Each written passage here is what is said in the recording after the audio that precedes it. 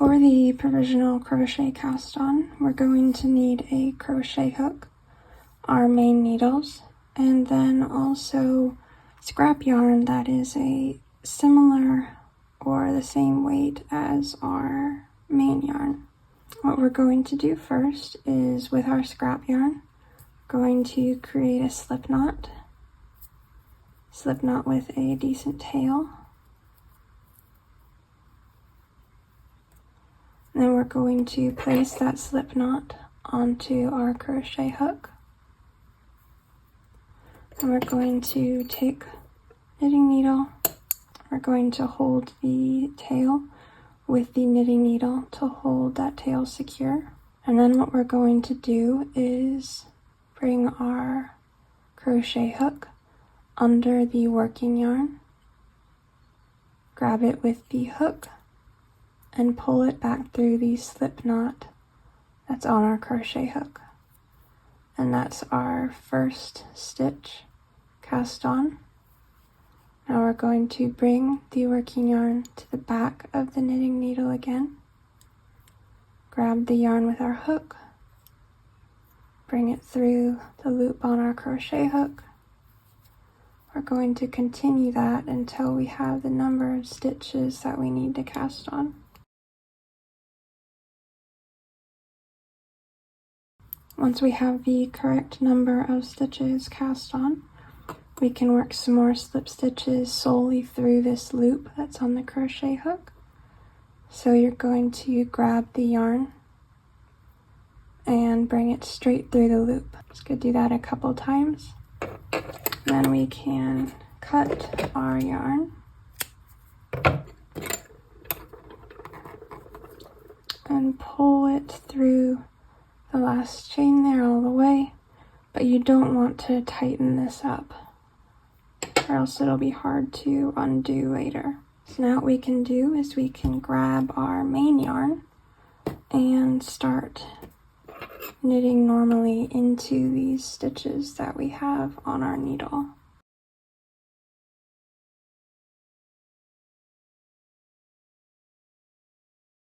Going to purl back.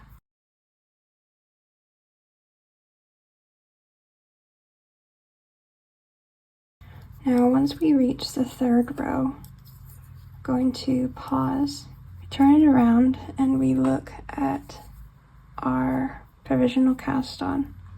Each of these loops is a stitch. You can see that we have 1, 2, 3, 4, 5, 6, 7, 8, 9, and then we have a half stitch. Now, I cast on 10 stitches, and when we unravel the cast on, we're going to want the same number that we cast on. There are a couple ways to regain our last stitch. Going to show you one way. So I have the tail of my first row. I have the working yarn here. Going to take the tail and wrap it over the working yarn. And then I'm going to continue with my third row with the working yarn. So now we have another loop here that is secured. And then you can continue working the number of rows that you need to work.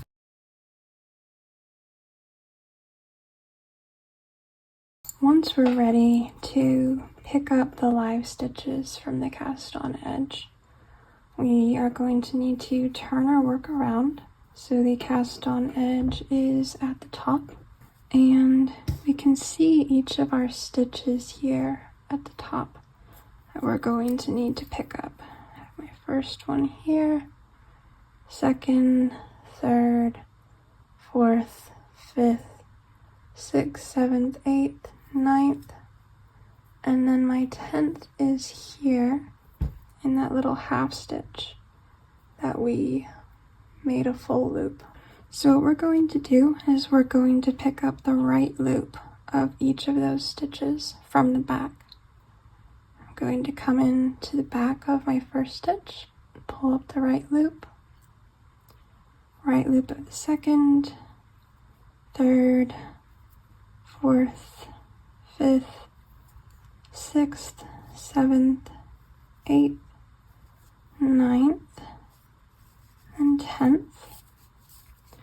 And you're going to want to double check that you have the correct number of stitches before pulling out your cast on. But once you're ready to undo the cast on, we'll go to the end of our cast on, that chain that we pulled the loop through.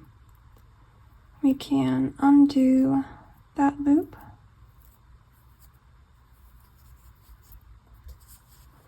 And we can just pull it out.